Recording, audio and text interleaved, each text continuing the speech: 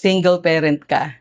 Ikaw yung provider, ikaw yung caregiver, ikaw yung nagbayad ng bills, ikaw yung plan A. But what if one day, hindi ka na makapagtrabaho? No income. Kaya hindi enough nasabihin mo na, kaya ko na to. Yes, you are strong. Agreeing-agree ako dyan. Pero being strong doesn't mean that you can do all things all alone. You need to prepare for some things or for those things that you cannot control. Look at your emergency fund.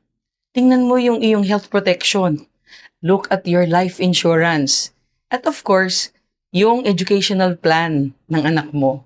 Hindi dahil may inaasahan kang masama, kundi isipin mo na merong anak na umaasa sa'yo at nabubuhay dahil sa'yo.